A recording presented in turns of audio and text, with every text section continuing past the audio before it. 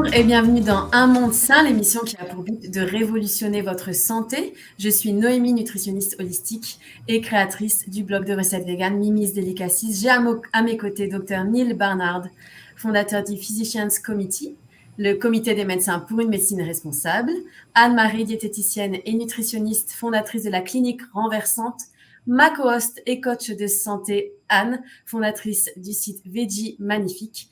Et nous avons non pas un invité, mais deux invités avec nous aujourd'hui, François et José, pour un témoignage qui va, je pense, vous inspirer énormément.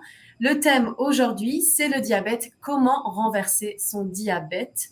Bon, on va commencer par un sujet que peut-être on ne comprend pas encore tellement, c'est celui de l'insuline. Comprendre la résistance à l'insuline. Est-ce que tu peux nous expliquer comment ça marche, Neil? Oui, merci Noémie. À l'origine du diabète de type 2, c'est cette condition qui s'appelle la résistance à l'insuline. Et voici une cellule, peut-être une cellule musculaire ou hépatique, et les cellules utilisent le glucose comme carburant. Mais les molécules de glucose ne peuvent pas entrer dans la cellule. Ils ont besoin d'une clé et la clé s'appelle l'insuline. Et fabriquée dans le pancréas, l'insuline s'attache sur la surface de la cellule et signale à la membrane cellulaire de permettre au glucose d'entrer dans la cellule. Et qu'est-ce qui pourrait mal tourner? Voici mon dîner. Voici mon déjeuner. Et voici mon petit déjeuner. Et il y a pas mal de matière grasse dans ces aliments. Et cette matière grasse peut s'accumuler à l'intérieur de la cellule. Et matière grasse, c'est un terme un peu trop simple pour les médecins. Et donc, dans ce contexte, nous l'appelons lipides intramyocellulaires, mais c'est la matière grasse dans une cellule. Et donc, à l'origine du diabète de type 2 est l'accumulation de lipides dans les cellules, des muscles et du foie. Et cette matière grasse dans les cellules entrave l'action de l'insuline. Le glucose ne peut plus pénétrer dans les cellules et le taux de glucose sanguin monte. Mais si l'on évite les produits d'origine animale, il n'y a pas de matière grasse d'origine animale. Et si l'on minimise aussi les huiles, il n'y aura pas beaucoup de graisse du régime, dans le régime de tout. Et les lipides intramyocellulaires commencent à disparaître et la clé, l'insuline, peut à nouveau fonctionner. Et le glucose peut entrer dans la cellule plus normalement. Et si on a le diabète, le régime végétalien peut aider à réduire le glucose, réduire les médicaments et peut-être même parfois faire disparaître cette maladie. Mais le même régime est la meilleure façon d'améliorer la résistance à l'insuline et de prévenir le diabète. Merci. Merci énormément, Neil, de ces informations. Et il y a tellement de fausses croyances autour du diabète de type 2 parce que souvent, les gens, quand ils apprennent qu'ils font du diabète, ils coupent les sucres et non pas le gras. Alors, c'est une information qui est extrêmement précieuse et merci de nous l'avoir transmise. Oui, alors, on peut comprendre cette idée parce que le taux de glucose dans le sang monte, mais à l'origine, c'est en fait la matière grasse dans les cellules. Exact. Donc, cette information-là doit être propagée à tout le monde. Alors, merci de nous avoir informés de ce concept-là. Alors, on a parlé de comment le diabète peut se renverser et on a avec nous deux personnes qui ont des expériences par rapport à leur diabète et l'alimentation. Alors, on a José et François qui vont nous raconter leur histoire. Alors, José et François sont deux personnes qui viennent tout juste de finir le programme que j'ai fondé il y a déjà plusieurs années. Alors, ce sont des jeunes finissants, alors que j'appelle des renversés, parce que c'est la clinique renversante. Alors, nous avons deux renversés avec nous. Alors, on va commencer avec José qui va nous expliquer un diabète récemment renversé. Et François a une autre belle histoire à nous raconter après ça. Alors, Josée, merci d'être là et de nous partager ton histoire. Alors, peux-tu nous raconter ça? Ben, merci de me donner la chance de partager mon histoire, peut-être pour aider d'autres personnes.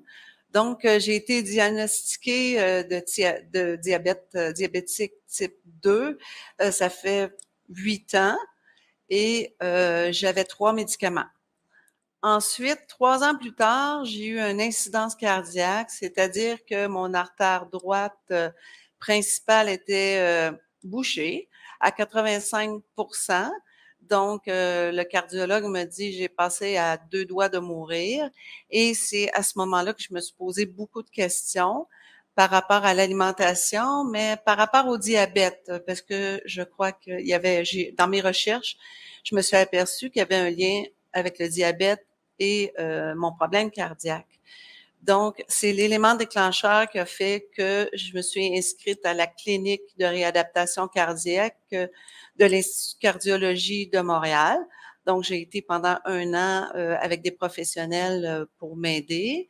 Ensuite, j'ai demandé d'être aussi patiente pour la clinique de prévention et traitement du diabète, toujours de l'Institut de cardiologie pendant 1 année. À cette époque, j'avais maigri, j'ai appris quand même à bien m'alimenter, mais j'étais toujours diabétique. Ensuite, j'ai fait des recherches, j'ai dit, je vais essayer le régime keto. Donc, pendant 2 mois, j'ai augmenté mes sources de gras et je me suis aperçue que ma glycémie descendait, mais ma résistance à l'insuline, ça fonctionnait pas. Et aussi, j'avais très mal au foie. C'est peut-être pas bon, le gras, vraiment pour moi et pour aussi mes artères. Donc, j'ai cessé. Et ensuite, j'ai suivi la belle formation avec Anne-Marie par rapport à l'alimentation végétale optimale. Et j'ai regardé aussi avec beaucoup d'intérêt le documentaire de je suis pas bonne en anglais. What the hell, je pense, excusez-moi. What the hell? Oh, merci. Avec le docteur, j'ai découvert le docteur Neil Barnum. Puis ça a répondu à beaucoup, beaucoup de mes questions. Et suite à ça, j'ai commencé vraiment je me suis investie dans mon alimentation optimale végétale. Fait que donc, j'ai arrêté tous les produits de la viande, tout ce qui contient des animaux, aussi les produits laitiers. Donc, j'ai orienté vraiment mon alimentation, les fruits, les légumes, légumineuses, tofu et un peu de graines de tournesol. Donc, là, en 2-3 semaines, ma vie, elle a changé. Ça a été assez particulier. J'ai retrouvé le sommeil, j'ai perdu du poids, j'avais plus d'énergie, ma concentration était très, très bonne. Voyons que sont mes notes parce que c'est tellement bon. Mon taux de sucre, c'est vrai, a descendu drastiquement. Et ça fait 3 semaines, je pourrais vous dire que j'ai cessé tous les médicaments pour le diabète. Ça a été renversé. Et à l'automne, ma cardiologue veut qu'on repasse d'autres prises de sang pour éventuellement diminuer des médicaments et peut-être les arrêter, mais tout ça à cause d'une alimentation végétale, mais optimale aussi. Puis là, j'ai pensé, je dis, c'est difficile la transition, là, j'étais habituée de manger d'une façon, là, il faut que je mange végétal. Si je l'ai fait, il y a d'autres gens qui peuvent le faire parce que ça a été très facile. Même si c'est plus rapide à faire nos repas. En tout cas, moi, je trouve que ça va très, très bien. Wow. Aussi, je veux juste ajouter, là, moi, je suis pas très friande de faire beaucoup d'exercices. Je suis pas une personne qui aime aller au gym, comme on dit. Donc, je fais de la marche, je fais un petit peu de musculation et je me suis aperçue que c'était vraiment comme l'alimentation végétale, cette transformation-là que j'ai fait dans ma vie qui a changé vraiment mon diabète. Puis dans le fond, je suis une personne qui peut être diabétique, puis j'en suis très, très contente. Wow. Josée, c'est merveilleux.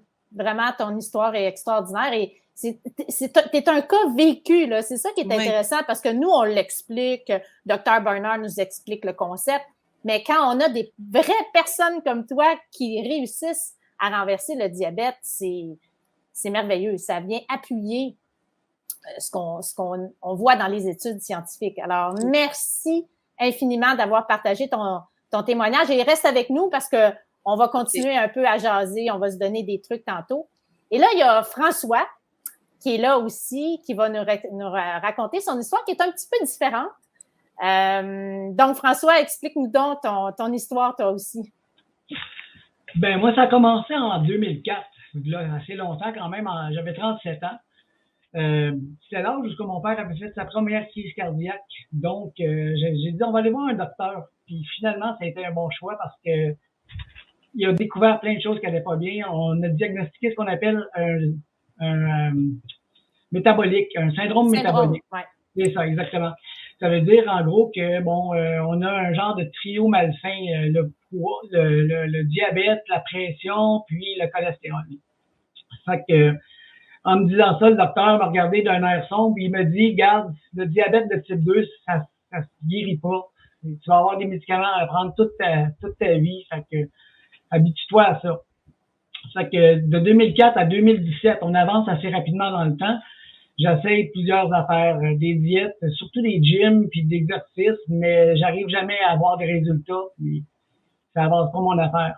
En 2017, je commence à faire de la course, officiellement, puis je vois une amélioration de mon humeur, mais pas beaucoup au niveau du poids. Mais Annie, mon épouse, elle a fait la clinique renversante avec Anne-Marie en début 2018. Et quand ça a combiné la course et l'alimentation végétale, ça a commencé, ça a été comme foudroyant. J'ai vu vraiment un résultat au niveau du poids, au niveau de l'énergie, au niveau de l'humeur, parce qu'un diabète veut pas, le sucre dans le sang, ça peut jouer sur l'humeur. Ça commence, le niveau d'énergie augmente, comme je disais. Mon médecin commence à retirer lentement les médicaments, chose qu'il semblait pas avoir mis, lui, dans son horaire. Il m'avait dit que j'allais vivre avec ça toute ma vie. Mais pour les marathons et les courses, il me dit non, il va falloir que tu prennes de la viande. Ça ne fera pas assez d'énergie dans ta diète. On avance à septembre 2019. Une rencontre mémorable. Je suis un petit peu ému encore. Il m'enlève tous mes médicaments, puis sauf le metformin, puis il me dit t'as renversé ton diabète. Puis c'était vraiment très, très émouvant pour moi, à ce moment-là. J'ai annoncé en même temps que j'avais réussi à faire un marathon sans viande, puis qu'il y en avait un autre dans le chemin qui s'en venait. Hey, François, si tu veux, je vais montrer une photo de toi avant et après. C'est vraiment fantastique de voir ça. Alors, vous voyez. Et le médecin. Donc, vous avez François avant, ça c'est en 2004 en tout cas, une fois que son diabète a été renversé, et vous le voyez accompagné de son médecin. Alors, le médecin est très heureux, le patient aussi. Alors, incroyable. Ouais. Ah oui. Ce qui est intéressant, c'est que le médecin, il va y croire dorénavant, là, grâce à ton histoire. Alors, je te laisse continuer, François.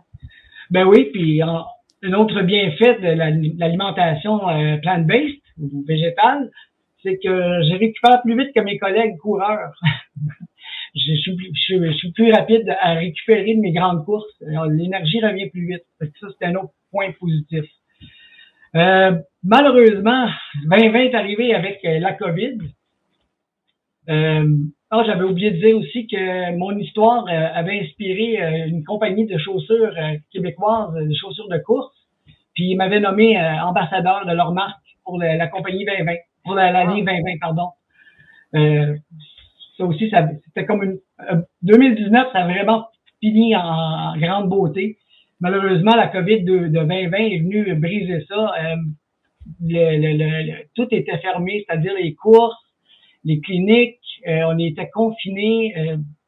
les nouvelles étaient mauvaises à la télévision. J'ai manqué de courage un petit peu pour maintenir ma bonne alimentation et mes bonnes habitudes. Puis j'ai fait une rechute. J'ai repris une trentaine de livres à manger du fast-food et des choses qu'on faisait commander parce qu'on n'osait plus sortir. Si vous vous remettez dans le contexte de l'époque, ils nous disaient restez à la maison, bougez pas, faites rien. Fait que c'est ce qui est arrivé. Donc, l'alimentation dans le base, on peut la prouver avec les bienfaits que ça fait, puis aussi on peut prouver que ça marche quand on arrête de faire, puis on voit que les effets se renversent. Dans l'année 2021, j'ai recommencé un petit peu à courir, mais j'ai jamais perdu mon poids vraiment. Là, j'ai peut-être perdu un petit peu de poids quand j'ai recommencé à manger mieux. Puis là, Annie et moi, je me suis inscrit à la clinique renversante cette fois-ci avec Annie en tant que couple. Puis on l'a fait pour se rappeler pourquoi c'était important. Ça nous a fait le plus grand bien. On s'y est remis avec une nouvelle ardeur. Puis je vois déjà des résultats là, dans ma glycémie, puis dans mon humeur, puis mon poids commence à redescendre. Fait que je suis en train de renverser le diabète renversé qui va être en renversé nos poids. C'est mon histoire. Si on peut s'en parler. T'es un cas vécu de renversement double. T'sais. Oui, exactement. Je peux vous prouver que quand on arrête, ça va pas bien. Je peux vous le prouver. Hey, les deux, là, vraiment, vous êtes super inspirants. Je suis convaincue que tous les gens qui vont vous écouter vont avoir espoir de eux autres aussi renverser leur diabète. Merci infiniment pour ça, José. Merci, félicitations. Ouais, ça, c'est vraiment très, très inspirant. Comme l'a dit Anne-Marie, ça montre encore que l'alimentation végétale a un tel impact dans tellement de domaines de la santé. On le voit dans notre émission, que ce soit la perte de poids, renverser son diabète, certains cancers, et vous êtes la preuve de ça. Donc, merci beaucoup. Alors, il existe une peur très commune qui est celle des glucides. Alors, si cette peur est aussi la vôtre, eh bien, elle risque de toucher à sa fin puisque Anne-Marie va démystifier les glucides pour nous. Oui, merci Noémie, parce qu'effectivement, les gens ont malheureusement peur des glucides, de la carbophobie.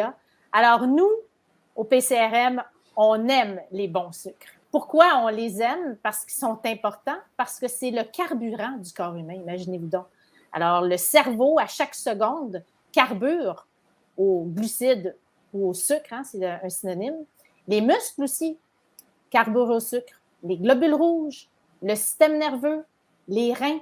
Alors, c'est vraiment le carburant du corps humain et c'est ça qui devrait être l'élément central de notre alimentation. Alors, il ne faut pas avoir peur des glucides. Il faut, au contraire, en manger des grandes quantités. Moi, souvent, on me dit « Ah, j'essaye d'éviter les sucres. » Ah oui, mais quel sucre vous essayez d'éviter? Alors, les gens sont tout mêlés là-dedans. Alors, je vais essayer de vous donner une classification pour bien vous repérer dans tout ça. Alors, on a dit sucre et glucides, c'est la même chose, mais on utilise aussi des fois le terme hydrate de carbone. Alors, dans les sucres, on a des sucres simples et des sucres qu'on dit complexes, et c'est là où on parle d'amidon. Le sucre simple, c'est des petites molécules séparées l'une de l'autre, c'est des molécules simples ou des fois doubles. Et ce qui est particulier, c'est que ces sucres-là vont goûter quand ils sont sous forme simple, alors que l'amidon est plutôt sous forme de longues chaînes de glucose. Et dans ce temps-là, ça ne goûte pas le sucre. Alors, on a des sucres qui sont non transformés et certains qui sont transformés. Évidemment, on a les fruits qui sont des sucres simples non transformés. J'aime bien les appeler des sucres protégés. Quand on dit protégé, c'est protégé par des fibres. Il y a des fibres autour. Quand on parle du sucre blanc, ben là, c'est des sucres simples, mais des sucres qu'on dit libres, c'est-à-dire qui n'ont pas de fibres autour. Alors, le sucre blanc ou le sirop de maïs sont plutôt des sucres transformés. Au niveau des sucres complexes non transformés, on a les pommes de terre, les légumineuses, les grains entiers. Et évidemment, la farine blanche, le riz blanc ou tout ce qui est blanc, ce sont des sucres complexes, mais plutôt transformés parce qu'on a retiré certains éléments. Alors, évidemment, si on mange une belle salade comme ça, on peut dire qu'on mange des bons sucres non transformés, alors que si on mange ce type d'aliments, on pourrait dire que ce sont des sucres un peu plus transformés. C'est bien important aussi de regarder comment les sucres s'absorbent dans le sang. Et on essaye le plus possible de faire en sorte que les sucres se libèrent lentement et on vise de rester dans la zone optimale au niveau du taux de sucre. Lorsqu'on sort de ces zones optimales-là, c'est-à-dire lorsque ça monte trop haut ou ça descend trop bas, lorsqu'on joue aux montagnes russes avec notre taux de sucre, bien là, il y a des conséquences à ça. Donc, ça peut entraîner le diabète, les maladies cardiovasculaires, certains autres problèmes de santé comme certains types de cancers, des problèmes de vésicule biliaire. Et ça peut faire aussi en sorte qu'on a plus faim et qu'on a tendance à gagner du poids. Il y a plusieurs éléments qui viennent jouer sur le taux de sucre ou ce qu'on appelle l'indice glycémique. Alors, c'est la quantité de fibres. Si vous mangez des fruits frais, qu'il y a des fibres autour, les sucres se libèrent lentement. Si on enlève les fibres du fruit, bien là, ça va se libérer plus rapidement. Il y a les smoothies qui sont très intéressants parce qu'on préserve les fibres. Un autre élément qu'on doit quand même tenir compte, c'est la forme des aliments. Plus on mange les aliments sur leur forme intacte, exemple du quinoa, du riz brun, c'est là où ça se libère le plus lentement. Évidemment, si on va vers des céréales à déjeuner ou plus des produits soufflés, bien là, ça se libère plus rapidement. Donc, on essaye d'incorporer le plus possible des aliments le plus intacts possible. Ça ne veut pas dire de ne pas consommer de farine du tout, mais on essaye d'intégrer le plus souvent possible des aliments qui sont sous leur forme intacte. La densité vient jouer aussi.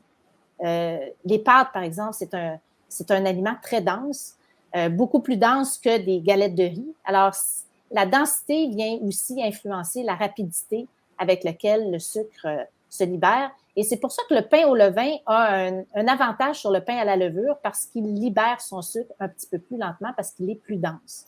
Et dernier point intéressant à savoir, c'est l'acidité. Lorsqu'on rajoute de l'acidité à nos repas comme du vinaigre, du jus de citron, ça aide aussi à faire en sorte que le sucre se libère lentement.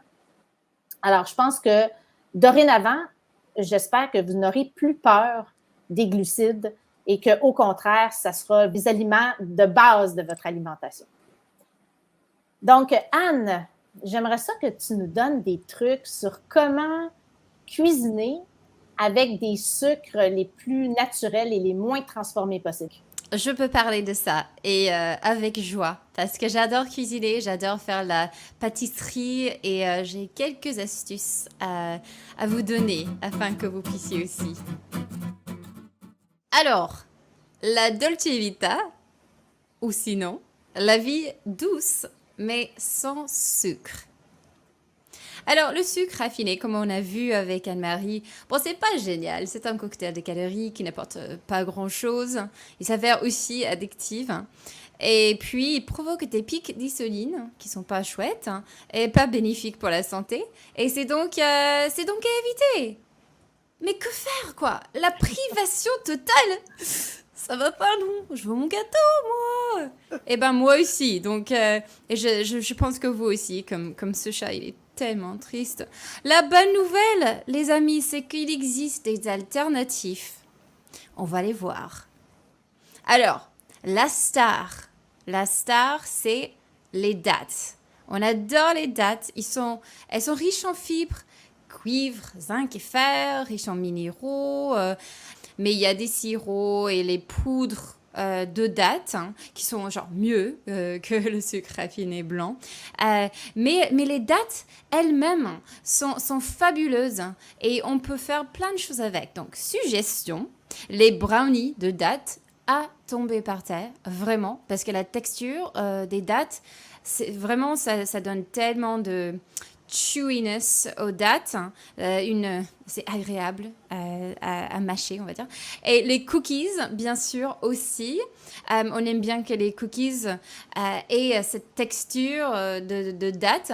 Et puis les boissons, par exemple, Si vous voulez faire votre boisson, disons le lait d'amande à la maison dans le blender ou des smoothies, si vous voulez ajouter un peu de douceur, vous pouvez mettre des dattes dans le blender et ça va sucrer naturellement en gardant, en protégeant avec les fibres. Donc j'adore les dattes.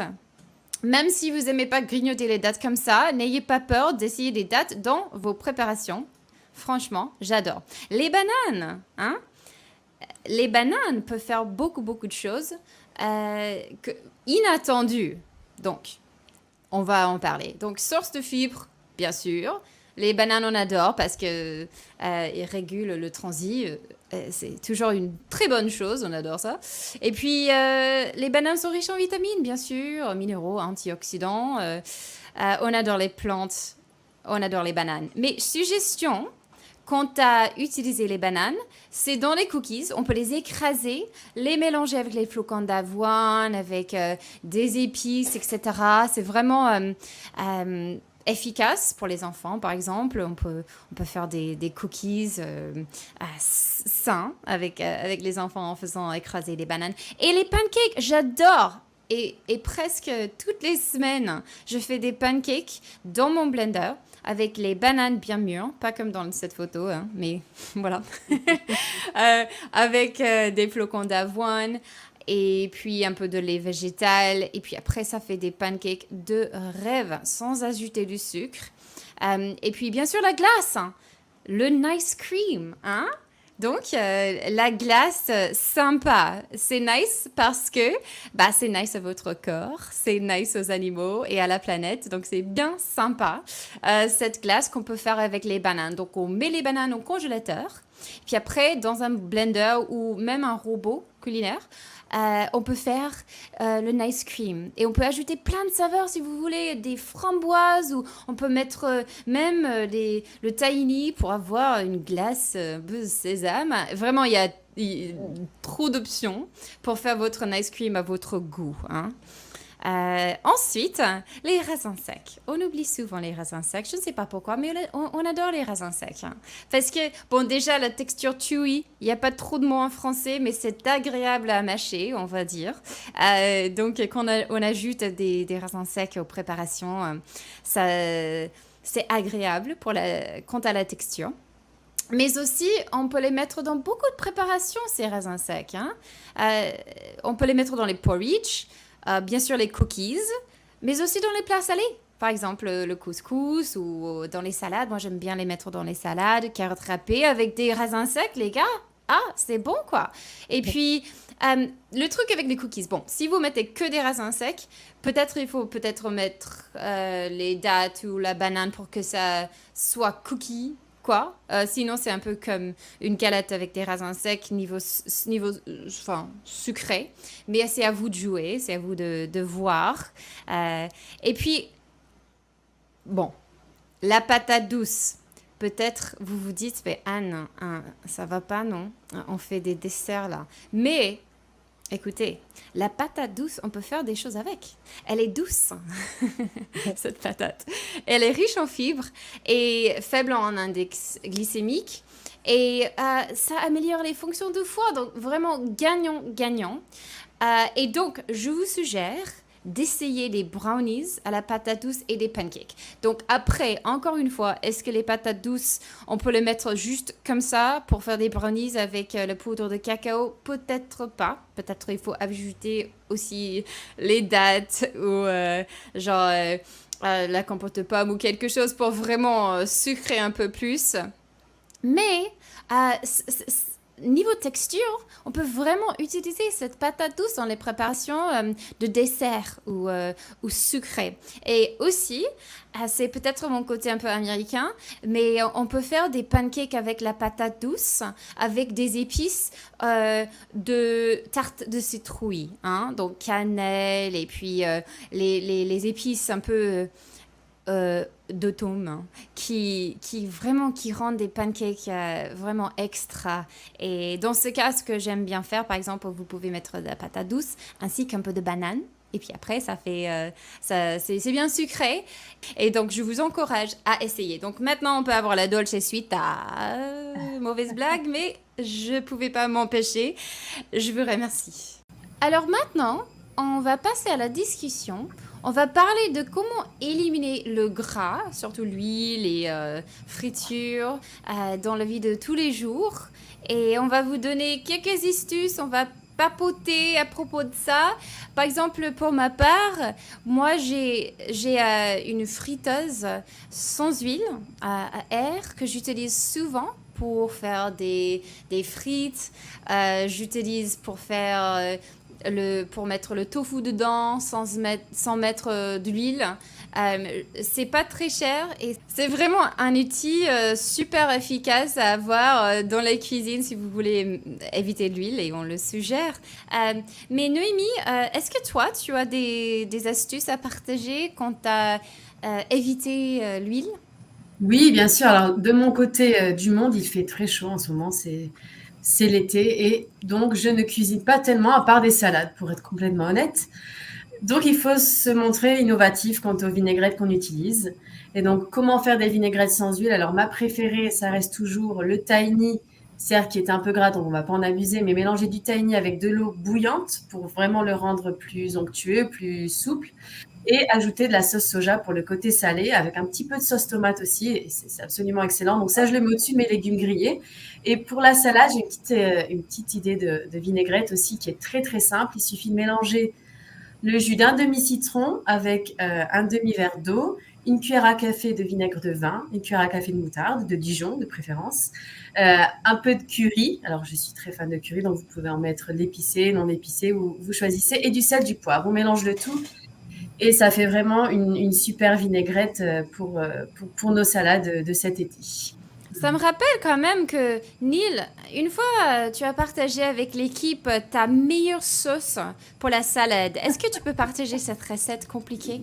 Quelque chose un peu ridicule. En fait, moi, je coupe un citron en deux et j'en presse le jus sur ma salade. Et c'est tout. On peut ajouter un peu de poivre et la salade sera très légère et délicieuse. Mais une astuce, lorsqu'on coupe le citron, faites-le plutôt dans le sens de la longueur et le pressage est plus facile comme ça. Mais j'ai une autre astuce pour réduire la matière grasse dans le guacamole. On adore le guacamole, mais il y a un peu trop de matière grasse dans les avocats. Donc, on peut ajouter des petits pois et cela réduire la teneur en gras. Oh, wow, super astuce. Oui. Super astuce. Et ma troisième astuce, voilà, mon snack préféré. Pourquoi compliquer les choses quand on peut rester simple, hein? Ouais. Et puis, Anne-Marie, tu vois, tu as des astuces pour éviter l'huile, j'imagine. Oui, l'huile et même le gras en général. Pour la guacamole, on peut aussi mélanger de l'avocat avec de l'eau. Hein. Si on mélange avocat et eau ensemble, ça fait une crème très, très onctueuse. Là. Et ça, c'est excellent aussi. Il y a beaucoup de gras aussi qui se cachent parfois dans des tartinades. Je sais qu'en France, c'est beaucoup utilisé le foie gras, hein, des tartinades de foie gras. On peut faire des tartinades tout simplement en faisant griller un peu des champignons et des oignons. On mélange ça avec des lentilles, on passe ça dans le robot et ça fait des tartinades extraordinaires. Et j'ai une recette de biscuits. Anne, tu parlais tantôt de comment sucrer, de comment faire des biscuits avec banane et avoine.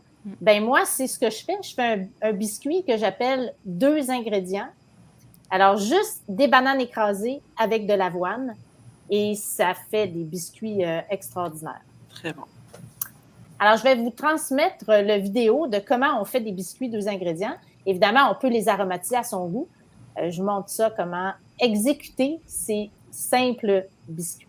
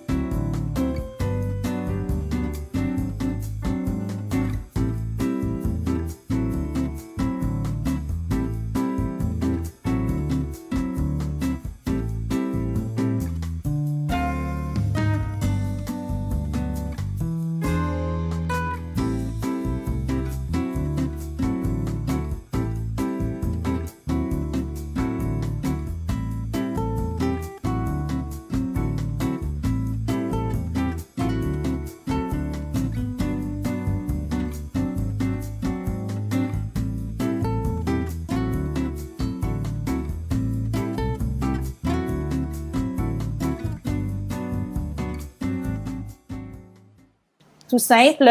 Et ça fait vraiment un biscuit qu'on peut manger même pour déjeuner, en collation, n'importe quand dans la journée. Ça donne envie. Et ça c'est une recette qu'on peut facilement faire avec les enfants.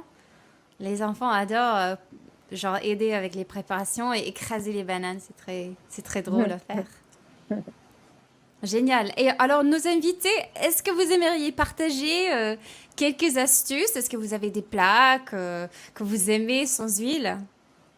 Ben moi, j'ai une astuce. C'est que avant, j'utilisais beaucoup l'huile d'olive pour faire la cuisson pour mes légumes, tofu, tout ça. Donc, j'ai trouvé, suite au cours avec Anne-Marie, j'utilise l'eau, en mettre un peu d'eau. Et souvent, des fois, je fais mon bouillon de légumes. Donc, je peux faire revenir mes légumes dans le bouillon de légumes ou mon tofu. Mais j'aime beaucoup les épices. Donc, j'ajoute beaucoup d'épices à travers mes plats. Fait que c'est un petit truc, une petite astuce. Merci. Un truc important. Oui. Oui, très important. Et François? Oui, ben nous aussi, il fait chaud ici, puis les salades sont d'avant-plan pour un bon petit repas frais. Donc, on prend une vinaigrette de Rip Esselstyn. Je pense que vous êtes familier avec le docteur Esselstyn. C'est la vinaigrette balsamique, de la moutarde de Dijon et du sirop d'érable. Dans les proportions 3-2-1, dans l'ordre que j'ai nommé. Et ça fait une excellente petite vinaigrette. Et au Québec, on aime beaucoup les crotons aussi. Donc, Annie, elle a pris une recette d'Anne-Marie, je crois. On fait un croton à partir de lentilles. Donc, ça a l'air gras, mais non, c'est vraiment bon, mais il n'y a pas de gras. Puis, on fait cuire à l'eau également. Fait que, ça, c'est nos petits trucs que je peux penser rapidement. Je ne suis pas un grand homme dans la cuisine, malheureusement, mais c'est ce que j'ai retenu. Super. Génial. Génial. Bon, les amis, c'est l'épisode pour aujourd'hui. Merci d'être venus pour regarder Un Monde Sain. On est ravis que vous soyez là. On vous dit à très bientôt et prenez soin de vous. Nous avons hâte de vous revoir. Pour ne rien manquer, suivez le Comité des médecins sur Instagram et Facebook.